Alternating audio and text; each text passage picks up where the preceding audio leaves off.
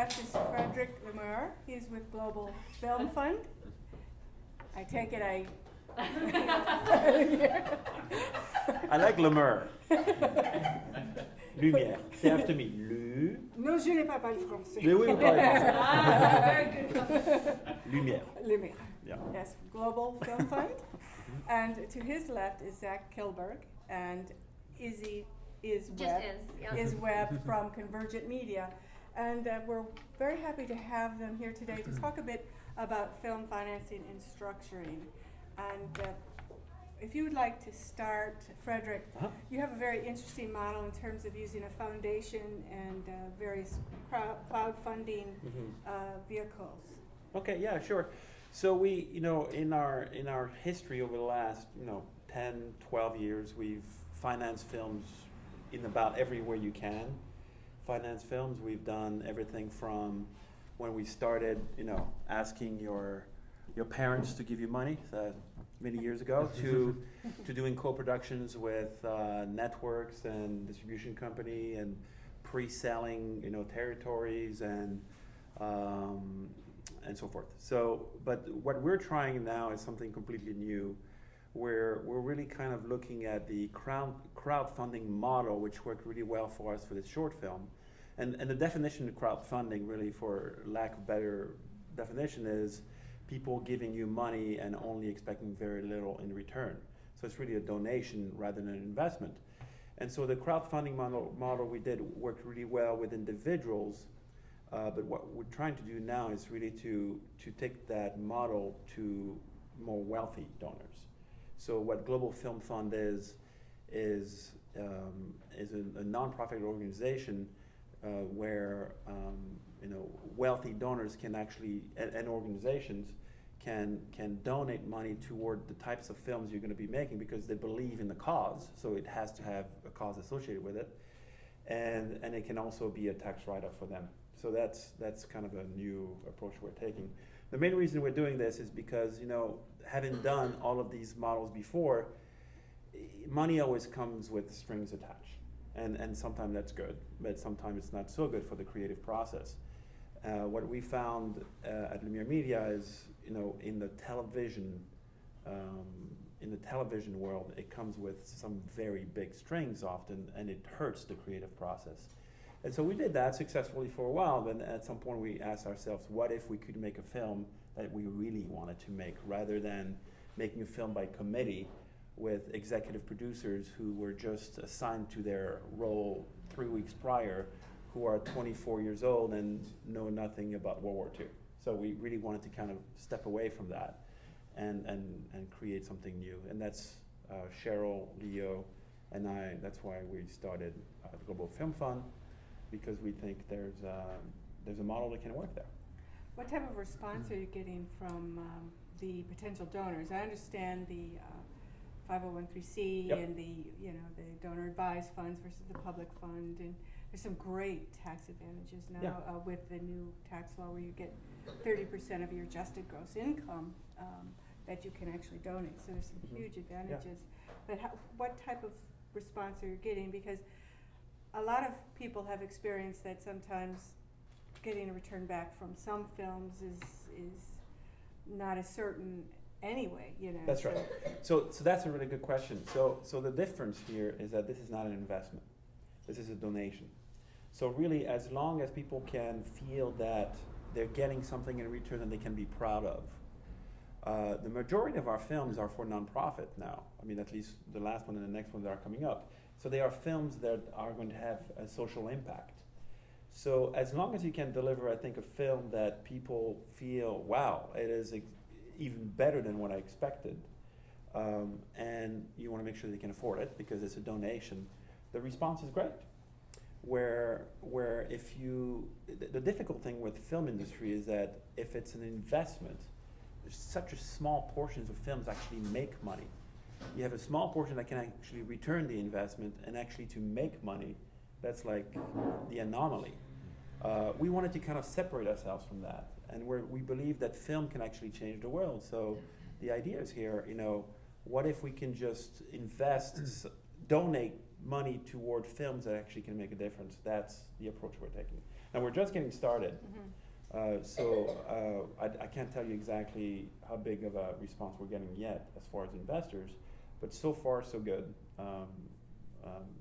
The talks we're having are really encouraging. So.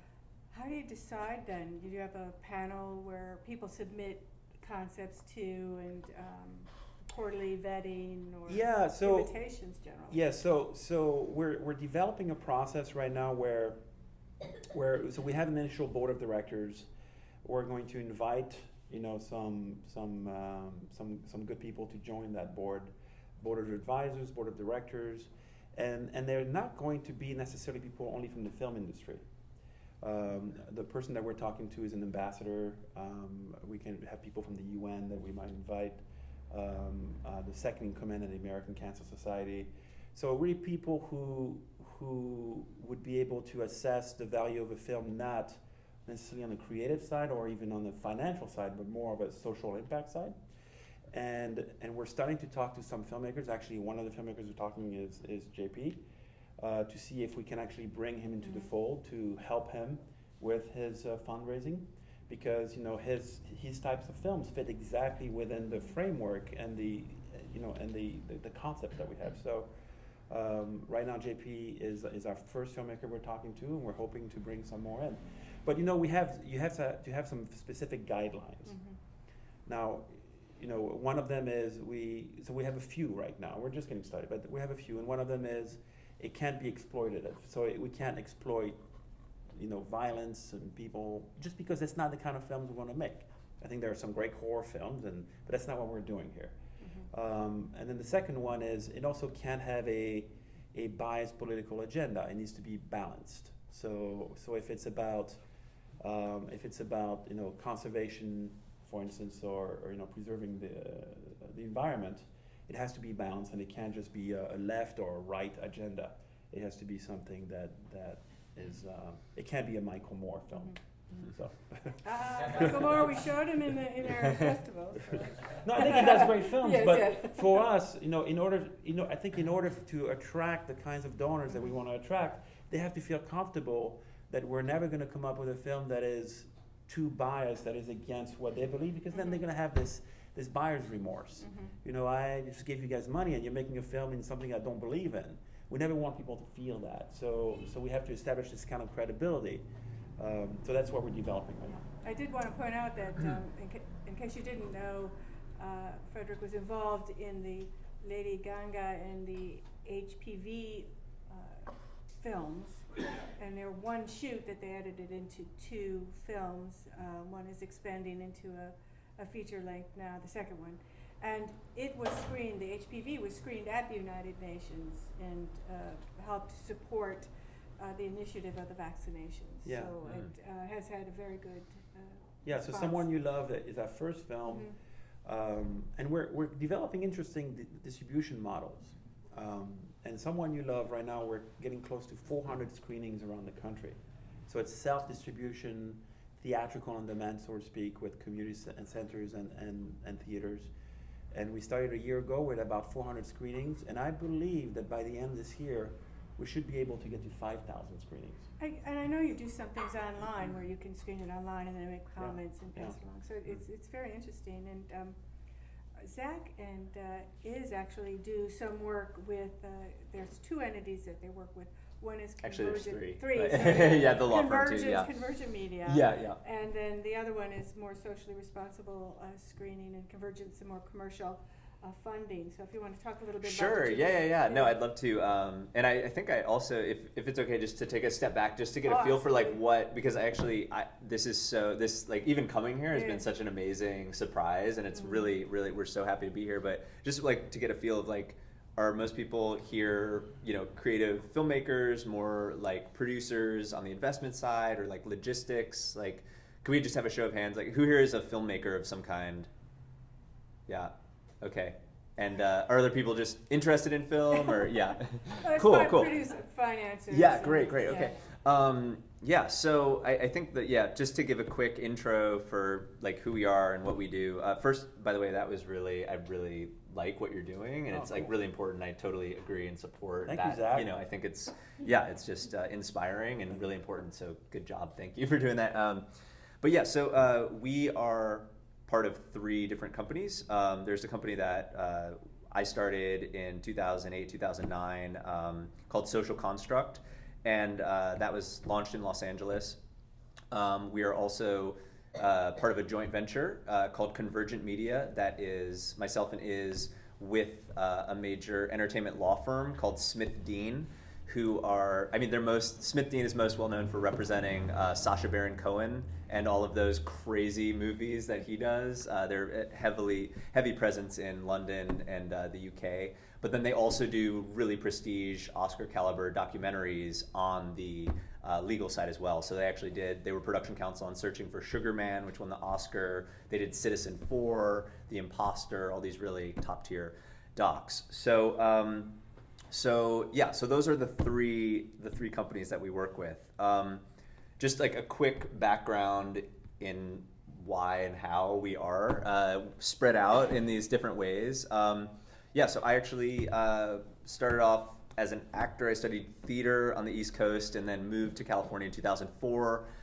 Very quickly got behind the camera as a director, writer, producer in 2006. And then by 2008, it was very clear that like producing was the thing that I wanted to do. And so launched Social Construct Films.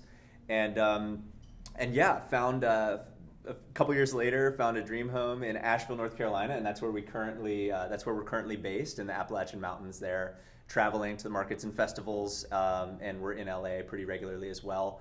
So met the founding partner of the law firm there, and they wanted to expand into they wanted their law firm to offer packaging, financing, and sales services to their independent producer clients. And through Social Construct, we've also done a lot of consulting on the international sales side, on the acquisition side. We had experience and a track record in the relationships in that field, so they brought us on to do that, and that's how Convergent Media ultimately came from there. And so Convergent is doing the Buena Vista Social Club new documentary right now that I'm producing. We're working with Universal Pictures International. We're working with Canal Plus International. So that is currently in production. We're looking at Toronto, but we may end up pushing for Sundance premiere next year because we're currently in the midst of a very intense, rigorous production schedule. We're actually dealing with the Cuban government, which is very daunting and intense, but it's going very well. We have a very diverse slate, so it's everything from documentaries at that quality, that kind of level, through genre horror thrillers, and even television. We launched a television division just this year with Gina Fattore. We have 2 original series that we're working on right now with Gina Fattore, who is an executive producer on Californication, and worked on everything as an exec from like Dawson's Creek and Gilmore Girls. And she's now doing a new series with Louis C.K. on FX. This woman, Pamela Adlon, who's a really fantastic comedian and actor. So very spread out. I guess that's like a quick introduction for who we are, what we do specifically. I do feel like it's important to give just a little background so there's some perspective on it. So we do a lot of different things. We're essentially, I want to say full service, like development, production, and financing, meaning that we, from the very early stages of films, we identify interesting film properties. We work to acquire them or set them up in some way, and then begin a very rigorous development and packaging process, which includes the creative development of the idea or concept, kind of nurturing it to the script stage, or if it's a TV series or a documentary, like the kind of treatment phase where there's a very clear understanding of the story.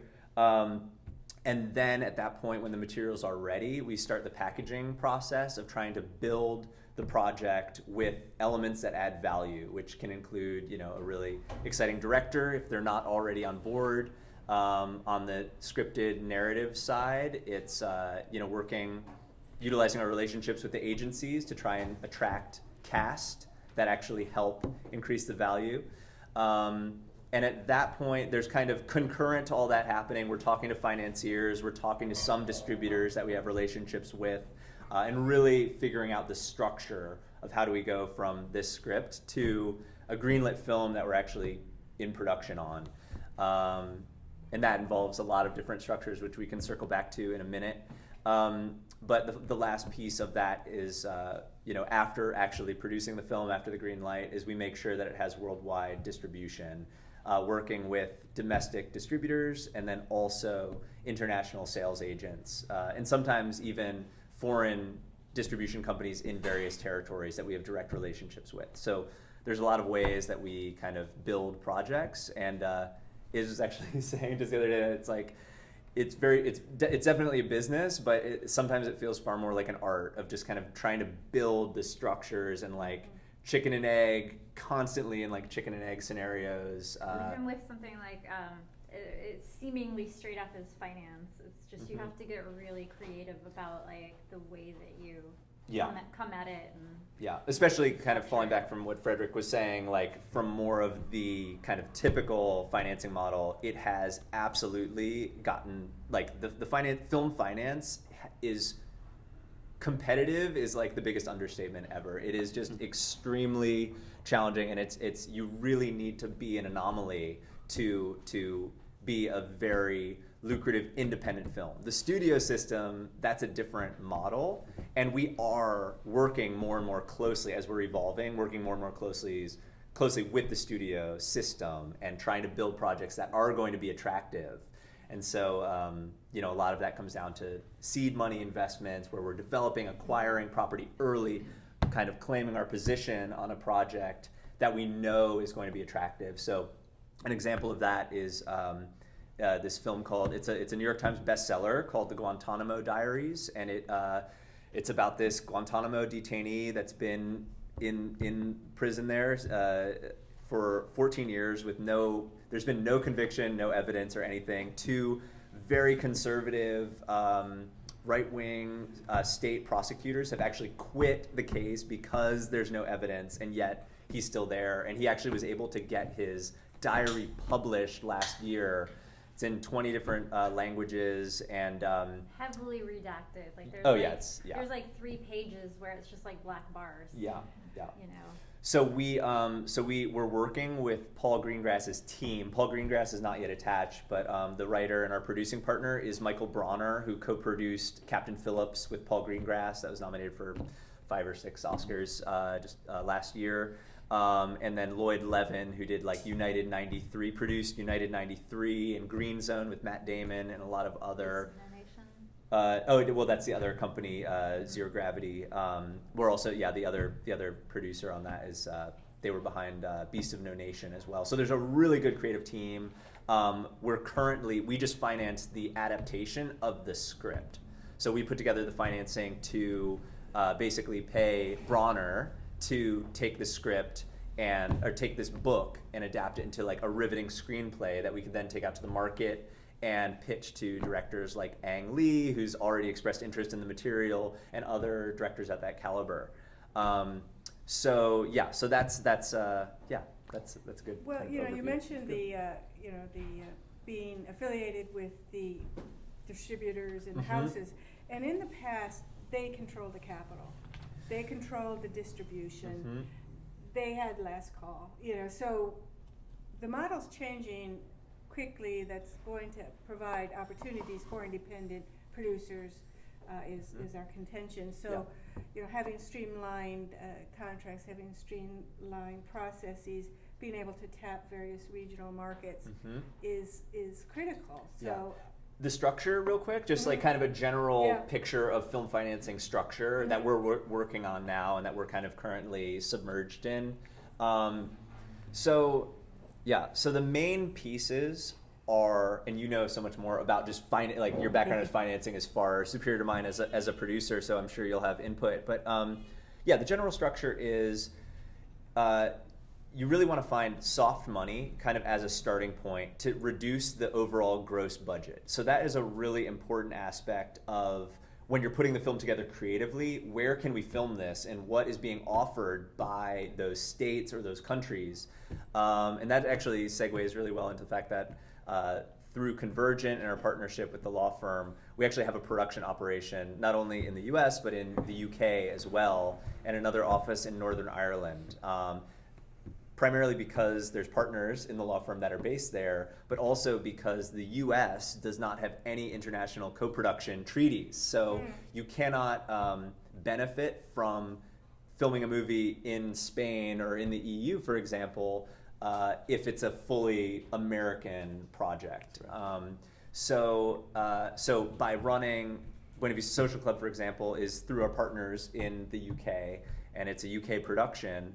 That gives us access to incentives and soft money that we wouldn't normally have, which in many cases is anywhere between 20 and 30% of the gross budget. So let's say it's a $10 million budget that you're working with. You can immediately cut $2 to $3 million off the top. That is, it's not owed to an investor. It's simply the budget is reduced as an incentive for bringing a production there and spending money in that region. So that's a really important thing to keep in mind as you're looking at locations to produce. And you get bank lending again. Exactly. They're very secure. Exactly. Yeah. Very secure. It's essentially what's the word when you have collateralized debt? Yeah. Collateralized debt. Yeah. So that's a big piece. Then you want to look at. While this is going on, you're building the cast and the director, and you know the genre of the film. Maybe it's an action movie, and you can kind of get a feel for what is the international appetite for this package with these actors. Let's say it's we're just guessing, it's a little early, but you can make a list of, talk to some casting directors, and you have these actors with this genre, with this director, with this script. You can start getting a sense of what the estimated worldwide value of the project is. And this is where it's vital, and this is where you start learning to beat the odds a little bit as, by playing within the box of the current structure, is if you have the relationships and you can access some of this talent or some of these directors, suddenly, and the really reputable sales agents, that's the most important thing, is because there's hundreds of sales agents, there's only 10 of them that are actually reputable and bankable, right? So, and in order to find a partner with one of those 10 sales companies, your project needs to be truly exceptional, and they need to believe, that your track record can demonstrate that you'll do what you're part of the bargain on that deal. So so the international sales agents, they start bringing estimates, and you just want to make sure that the net budget of that film, after you've subtracted the soft money, is it's a viable investment. If the sales agents are saying that the conservative take estimates for the world, or let's say for foreign, is coming in at $10 million, and you're now, the budget is just at 8, and again, let's say that's for foreign, and the US can still be the upside on the equity piece, which we haven't gotten to yet, but that would be that piece, then suddenly it's a really viable investment. And this is where it gets interesting, because then you can, once you're looking at a package like that, suddenly the major distributors in the studios, they are interested in considering that as well. And so once you get to that point, the hardest part is getting to that point. Once you get to that point, you have a lot of options, and then equity is the kind of really the most important piece of this puzzle. And so let's say, sorry, I left out the actual pre-sales and the foreign sales, but when you do find a sales agent that you want to work with, based on the package, they can actually pre-sell a few territories before you begin production. And a bank that's more of the collateralized debt. A bank will actually take that, $300,000 distribution agreement from Turkey that they have signed, that the foreign distributor is not going to owe that money until you deliver the picture. But based on that contract, if the bank is comfortable with the parties, they will loan 90 cents, 95 cents on the dollar against that contract. And so if you get a few of those in place, you can also, you could account for 30 to 40% of your budget in pre-sales. So now you have 25% in soft money. You have 35% on in pre-sales, and so that takes you to what? That's 60%. And maybe there's another kind of partner that's doing a in-kind production service deal or like a post-production deal. They're going to invest 10% of the budget will be a post-production deal, meaning the post-production house will invest a portion of their services as a partner in the project. That would leave 30%, which would be the equity piece, which is generally the goal that we try to hit on the equity for fundraising, because you don't want to have, and that's what would ultimately we like to position that 30%, or in this case $3 million on a $10 million budget. We, as much as possible, we like to position that in first position for the U.S. distribution rights if they're available. So that's kind of the broad strokes structure. Each portion of that, there's books written about how to kind of maximize those deals and structure those deals within that broad structure. But I think that's probably a good template to keep in mind. And then of course there's just raising money from friends and family on smaller productions that you're really excited about, which are also viable a lot of times if you have a great vision and a great director on board. You can pull off a $100,000 movie like Brooke, I think, I was talking about earlier, or the lower budget kinds of movies, or $1 million budget.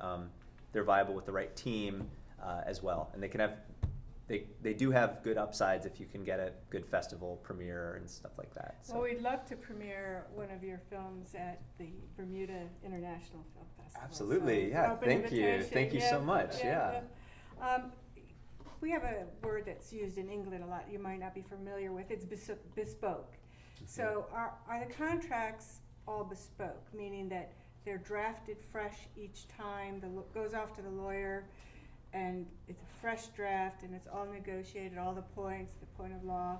Or do you have templates that you use? Templates. Yeah. They're all just revised, different versions, I think. It's, There's even books that you can purchase, on Amazon.com that are full of templates, and, they can be found online. Typically you're going to find what works well for you and then just reuse the heck out of it. Mm-hmm. On the equity side, are you looking mostly at limited partnerships, or do you use corporate structures? Mm-hmm. Yeah, so we consult our attorneys on those. We do. This is the part that gets very bespoke. No, exactly. Yeah, so because we are in business with a law firm, it's really helpful, and they handle a lot of it.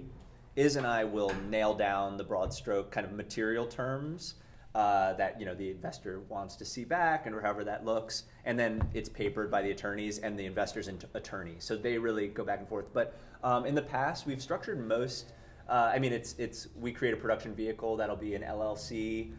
Sometimes we'll have the investor as an actual partner within that, or sometimes they will be just a third-party agreement that we'll have separately, but they're included in the operating agreement of the LLC.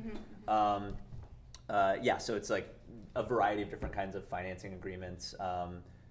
Currently, I'm just trying to figure out what I can actually say.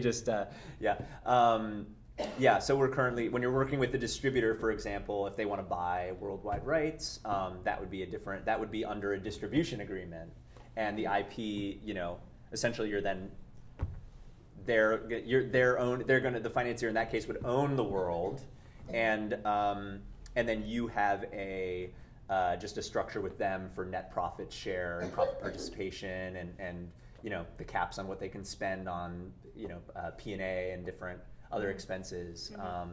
So lots of different structures for it. See, part of the expertise of Bermuda mm-hmm. is the financial structures, and so our thinking is that you might be able to have pre-existing tiers, because these are called tranches in the investment world, where you'd get the US, you'd get rights, you'd get the DVD rights, you'd get the merchandising rights, you get Europe. And these are pre-existing tranches, so you can come in and there isn't that back and forth that sometimes exists. And I know when you see a film, you start seeing, you know, this company and that company, and you know that it's a lot of legal money. When I see that, I see a lot of legal costs. Yeah, absolutely. Yes, you always want to budget that in. Exactly. We won't go out much. Or give out some equity. Give out some equity. Yeah. Is the equity tradable? You know, is it liquid? You know, we have the term liquidity where you can find buyers to take. Oh, like assign. You can assign. Like you could sell your Yeah, I think there is a lot. There's a lot of flexibility with equity because it's the most valuable money essentially because it's not, you know, it's the most risky money as well. So when someone is putting up equity, you know, generally we try and make sure their returns are exciting, that their kind of preferred interest and all of that is in alignment, and that we can be as flexible. There comes a point though when, you know, the money needs to be there, and you know, there needs to be proof of funds and things like that. But to answer your question, I think if that was a requirement, you know,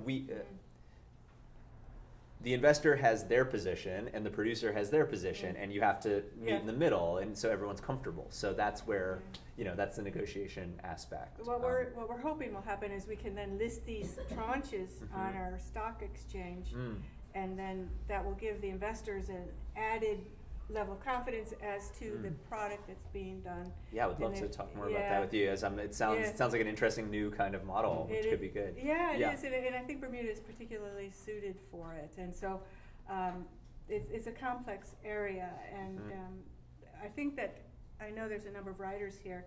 Perhaps you could talk a bit about your script development, and then Frederic could talk a bit about script development. Yeah, sure. I don't know, do you want to kind of talk? We were talking about the Story Writers, Collective kind of collective model that we have, which is like a seed. That's like a seed funding investment opportunity. It's a story and intellectual property generation process that we created that works like kind of a television writer's room, where you get a bunch of really brilliant creative people in a room together. I'll start throwing ideas up, You've and heard the best ones. Phrase "takes a village to raise a child."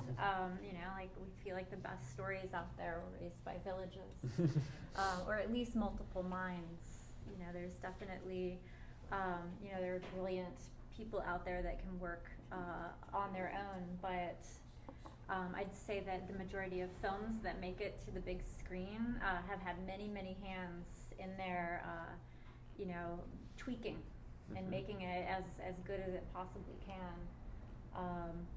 So you know, I guess if we could like narrow the topic a little bit. But how does the writers workshop work? Because we have a lot of people here that write, but it's a relatively small community, and that would be a very useful feature for people to help flesh out their scripts. Of course, I would say perhaps that find buyers. A really easy way to get started is, I mean, you all know what a treatment is. Like you know, you've got like this one page, like play-by-play kind of summary overview of just what happens.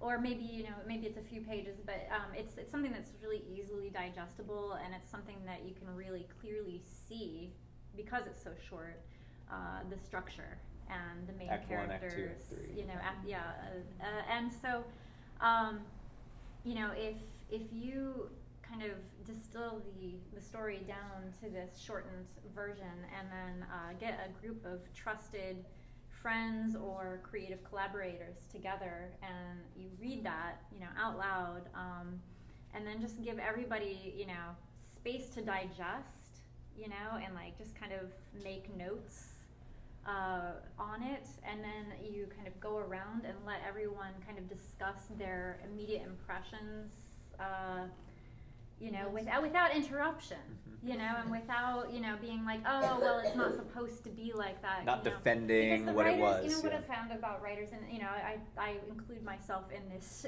group. We're very protective of our intellectual babies. You know, and you know, anybody saying anything about it can be kind of you get your hackles up a little bit, but if the actual person that created the story idea, the seed idea, can just sit back and just watch and listen, then there can be a lot of really, really unique insight that comes out of that. So once everybody has gotten a chance to share it, then you can just brainstorm again without any sort of negativity. You guys, are familiar with the basic concepts of brainstorming. Generally, people poo-pooing an idea or saying, well, that sucks. It's not supposed to happen in a brainstorm session. Because you need to have that space to, really come up with the ideas and just kind of go a little bit wild. Do you do this digitally then? Is this we have a digital like model. a Google Hangout or something? Yeah, we've used WordPress for the most part, although we've been using Google Drive a lot also, and that can be very, those But if you want to work internationally, for example, and doing a Google Hangout or that kind of thing absolutely works. But yeah, sorry, did you want to, Fred, sorry. Oh, yeah. I wanted to see if Frederic wanted to Yeah, add no, something. I'll say, so I have a very unique view about collective writing. I completely agree with you guys that if you fill a writer's room with great creatives, it could be a wonderful experience. But you have to be very careful as to who you allow in that writer's room. If there's a book that I highly recommend written by Ed Catmull called Creativity Inc. He's the head of Pixar. Now Pixar has had, I don't know how many Academy Award winning, animations, but every single one of their film is a hit. And he describes the creative process because every director that directs a Pixar movie participate in the next Pixar movie. So they become kind of like this trusted circle of creatives. And he has a very specific process on how that's been successful. Now they've gone through trial and error on how to do that. One of them is that nobody owns an idea, right? So don't get attached to your idea. You should be able to criticize your idea objectively as much as someone else. So they have these rules that they develop, but the reason I'm saying this is because I've done this. I've written, I've hired writers, and I've allowed the wrong people to give the feedback, and sometimes beyond my control. Like I was saying early when I talked, some executive producers who got promoted because they were great at finance, and somehow they feel that they felt that they should have a creative say. And I've had some. There's actually, I think there is a Twitter account. I forgot what it's called, but it's the most ridiculous notes I've received from a Hollywood exec. They actually list those because they're just so that would hilarious. be interesting. We'll have to research that. So I think there's a give and take. You have to be very careful as to who you're allowing in your creative room. It has to be people you trust, people who know how to give feedback, and people who also understand storytelling.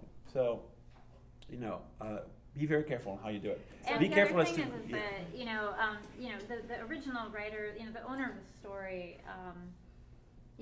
ultimately feedback is just that.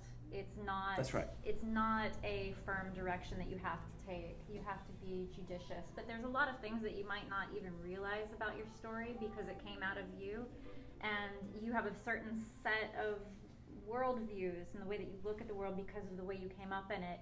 And maybe somebody else might have a different perspective, and they might think, wow, that story kind of sounds, I can see these problems with it. These people that maybe have a different background than you are going to come away with a different theme, and that's really important information before you even start your script writing. So the writing is a very important part, or the writer is a very important part of the economics of the film, The most important. The most Oh, important. yeah. The most important. They have a saying in Hollywood that says you will sometimes see a good film, a bad film made from a good script, but you'll never see a good film made from a bad script. That's true. I have to be conscious of time because we Sure. have a talk after this, but there are some questions. How do you pick your projects? It's a great question. We have an extensive, we basically have a kind of script and project tracking methodology where we can kind of just keep track of, because we get a lot of submissions. Or you take submissions? I mean, from like talent agents and managers and writers that we have relationships with, and filmmakers that we've met at festivals, and and we don't take unsolicited. Not generally. Occasionally they like sneak in because like the log line or something. But exactly. Yeah, we don't have time for it. Yeah.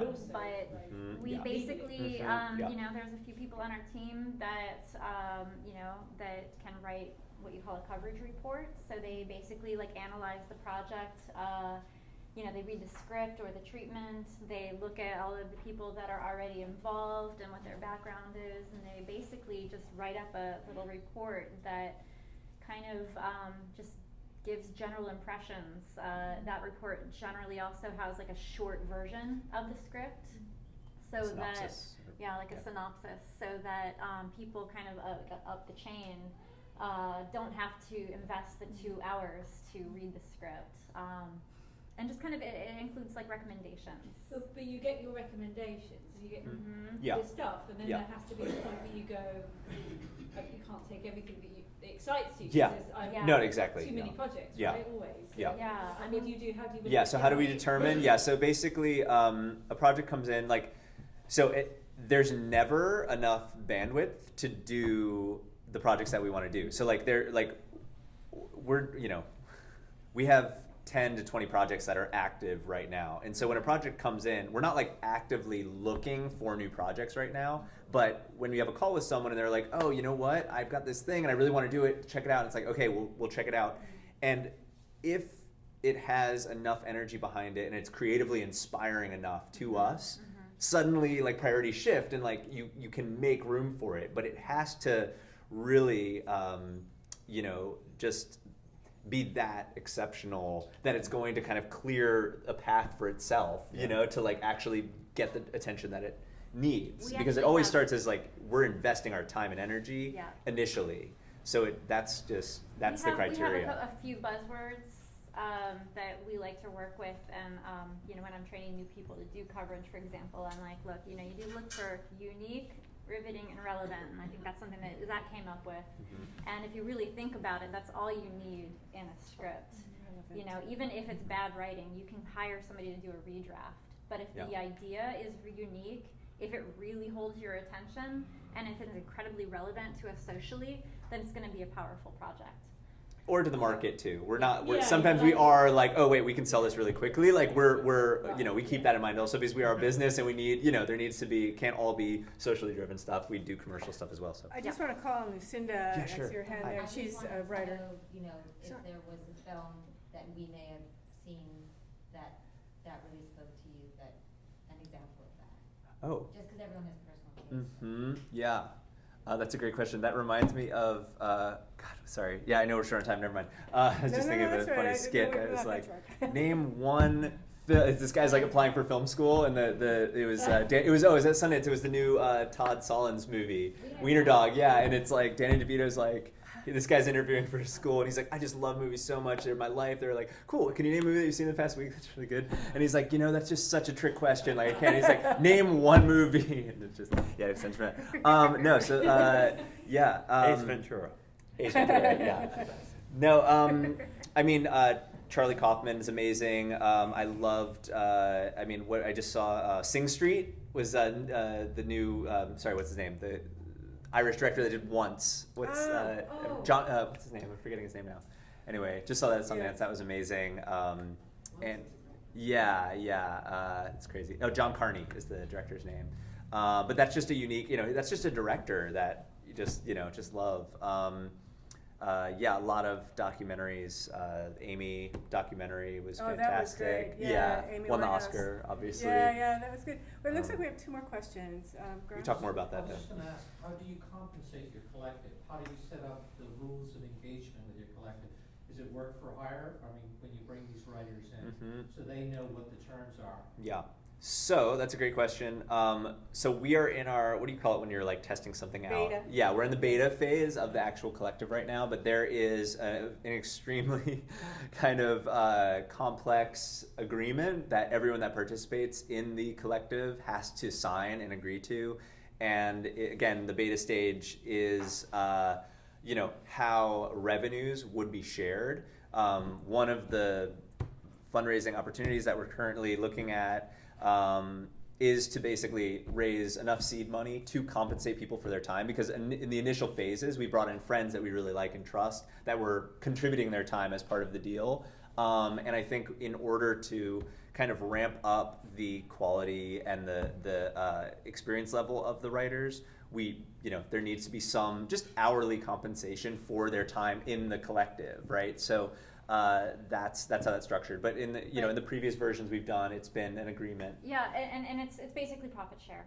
Yeah. So they everybody that works on a story, there's like a point system for if somebody's like the lead writer and they do a redraft of a treatment, or somebody submitted the original treatment, or you show up at a meeting, like you get a certain number of points. Yeah. And then, there's a pool. And basically that is paid out of the script sale. Yeah. And everyone assigns rights to that story idea to the group. Yeah, so the group is its own entity, and essentially our production company ultimately owns the IP. And so that's like never up for discussion. There's never a question of like the ideas generated in this group belong to, in this case, Social Construct. And then the agreements with each individual are share of profits that come from that. But ultimately we want to get to a place where people are getting compensated for their time. And what I'm hearing Frederic say is it could be different collectives, different groups of people who work on different themes. Yeah, in television nonfiction, it's just WGA rates. They get paid per show. It's usually really low. You're not going to get rich as a writer for nonfiction television. You're going to make money, you can pay your bills, but and then for independent documentaries, it's usually a set fee, for the script. So it's pretty standard stuff, I just wanted to make one clarification on what I said. When I mentioned the finance executive producers that don't know anything about creative, I did not mean my executive. No, I'm finance too. I had a chuckle out of it. I don't know. It's not you guys. Not you guys. I was talking about the 28-year-old who got promoted in Discovery. She was in finance. I used to do that actually. Yeah. I used to do that. It was really funny. So that's what I was talking about. The critics had very interesting ways of avoiding you. It's like, oh no, she's gonna You're talk dead about to me. He's budget. like, Leo. Were you just over there like being like, oh my foot? What did I just say? What did I just say? I just spit on the money. It's horrible. It's just avoid and deny. But the writing thing, we've got some people who are writing on new scripts and have been just writing, and not necessarily have any funding or have engaged someone to actually bring it to stage. So I heard you talk earlier about that facility is available. Yes, no, absolutely, and we do work with clients. That's a big part of like what we look for also. And if someone does have an interesting life story or they're trying to tell their story, then we work with them. We've done that a variety of times. We're currently working with this amazing award-winning CBS journalist. Well, I mean, she's worked for all of the networks. Yeah, that's right. Yeah. I mean, she was a war journalist for 25 years before receiving a traumatic brain injury, and she's just got an incredible story. And she took our class in Northern Ireland. Because of her brain injury, she, didn't really want to write it because that's very difficult for her, and so we're working with her to craft, a series right Bible now. And, treatments for the episodes and all of that. So and then represent the material and taking it out to market and sharing to help build a package. But so we do work with clients in that way as well. And then I think what Iz was talking about in like the structure of like the story collective, which is the concept and the idea that we've been developing for how to generate the process that we've been exploring. That's very specific to what that is, but I think like the idea is the same for your own process as a writer. I think it's really important to share your material early with trusted people, and then be just totally receptive. Doesn't mean you have to take the notes, but you can't get offended when they like tear it apart. Basically, I mean, it's really important to. And I will say, I know a number of writers who have used those paid coverage report services where you can actually get like a professional coverage report done for a couple $100s. It's a very low investment, and you just get feedback from a pro. And like that can be just a way, especially if you're working in a place where you don't actually know a lot of people, where you can get that trusted feedback, that can be an avenue. How important is a non-disclosure agreement at that stage? They're very interesting. Do you want to speak to that? I could speak to that too. But well, they're not really enforceable. I guess that's what the big problem. Non-disclosure for what we do. Non-compete are not enforceable for sure. So non-compete, forget about it. In the film business, if you're in the film business, you're going to work in the film business. Doesn't really matter, even if you get fired. Non-disclosure. I mean, we don't. We don't work. I mean, a lot of what we do is not necessarily big government secrets or not government secrets or conspiracy theory where we reveal things that no one else knows. If it's a film about the Vietnam War, well, you can disclose there was a Vietnam War. We don't care. So for us, it doesn't really apply. But they do for us, and generally they're red flags. If someone sends me a script with an NDA, I'm just like, you're not, immediately I'm just like, you don't understand, because so much of it, even myself, like earlier in my career, like I would send like little email agreements that are like, you cannot, you're not authorized. And generally that means that I don't have the right to the thing that I'm sharing in some capacity. I hear what you're saying. Because it's like, if, just that I haven't locked in my own control of the property. If I'm like, oh, you can't share this with anyone because, or there's not a trusted relationship, or you're just throwing a Hail Mary and it's not really. So that's just something like they're around a lot, and we do see them from. They're more appropriate with business information, not creative projects. So if someone's like, I need you to sign an NDA to read my script, you must really think the person you're sharing the script with is like, unless it have financial info, it could, unless you're sharing like very private, confident financial info or something like that. But I would say for writers out there, be very careful with your script. Don't make 500 copies and send it to every production company in a phone book. It will get ripped off, and they won't even realize they're ripping off your story. Really? Oh yes, absolutely. We've had stories ripped off from us many times, and often they don't even know it's happening because they either read it. To get a film made, right? Just be very careful who you submit it to, and it has to be a relationship first before you just blankly start broadcasting your script. Look, scripts are the absolute most valuable things in Hollywood. Everybody's chasing that great script, and so good stories, and they may rip off 25% of your idea, pair it with another, and then you don't even know it's happening. I've been in so many films, and I've seen TV shows where virtually, even the guys who actually we submitted to completely ripped it off. Isn't that why it's really important not to send an unsolicited? You should do it with first place. I would. The best way to submit, and I know it's a difficult thing to say to people who are getting starting, but the best way to submit your script is through your attorney or your agent. And if you don't have an agent, you should really try to get an agent first, because then they'll protect your idea, because they have interest, and they'll introduce you.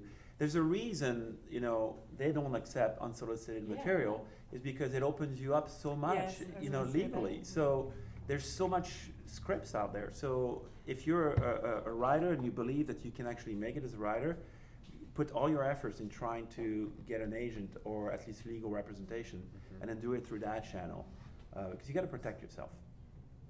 So do you actually prefer getting scripts through agents or Yes. lawyers? So we have some clients. We actually do the submitting on behalf of our clients a lot of the time as well. That's mostly through the law firm, where we do submit scripts to agents, production companies, managers, to attract talent. To answer your question, there's either a submission from someone we know or from someone we don't know. If we don't know them, it's an unsolicited script. Right. So like from my perspective as a producer, when I am about to share a project with a financier or a distributor or something like that, I generally get them on the phone first and say, hey, I have a project, this is what it is generally, this is who's involved, would you like to read it? And if they say yes, send that, then I'll send it. I try not to just send scripts out without having without connecting to the company first in some way. And I think that's really important. So and giving them a chance to review the short synopsis and, just the and idea. Actually be like, okay, I actually like the concept enough to read your script. it's really pays to put a lot of energy into writing a really fantastic short version. If they're gonna rip you, Really, yeah. if they're gonna rip you off, Labor over every Totally. single Yeah, that's right. syllable. if they're gonna rip you off, you want them to be able to put a face to it. Exactly. Yeah, it's harder for them to do that. It's Spoken hard. from experience. Yeah. Can I just Sure, yeah. getting back to the writer's room, again, where is that line where you've got a whole lot of people, say, contributing or to your script, so you've got you putting it out there, I need ideas. You don't want to have a whole lot. Well, this is Yeah, it. maybe So like Who's 5 or last 6. call? do Who's they last call, then too? say, look, I've contributed a lot to this, where do you, Yeah. where does your copyright? No, that's great. That's great. That's why everyone that participates in our story collective has to sign this agreement, because they're basically releasing all right to everything to the group, right? So when you're doing your own research, working with your friends, that's going to be a different scenario, and you only want to work, have this conversation with people that you trust, both personally and creatively, because suddenly you could be, it could be really.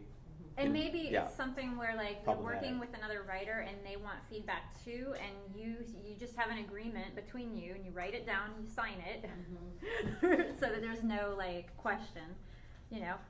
You're gonna give me ideas and feedback on my story, and you're not gonna expect anything in return aside from that, and I'm gonna do the same for you. And there's some sort of give and take there, and that's another good way to work with it. Unless or you can work with a partner that has good That's a ideas, totally and different- that's a totally different thing. Yeah. But I think the virtual Yeah. space will be very useful for that, and I think we probably have to wind up Sure. because of the time, but you will be here for another day or so. Yeah. You're flying out tomorrow morning, so we will be going over to the talks with at the Bermuda National Gallery. Feel free to come to the City Hall and talk to people. And I know Bayard is lining up some appointments for you. If you want to see anybody while you're here and some of their ideas, just let them know, Frederic. Okay, they're here. Yeah. Okay. Thank you so much. Thank you. Yeah, it's so happy to be here. It's great. Great, thank you. You. It's very Good job. interesting. Thanks. You too, man. Yeah.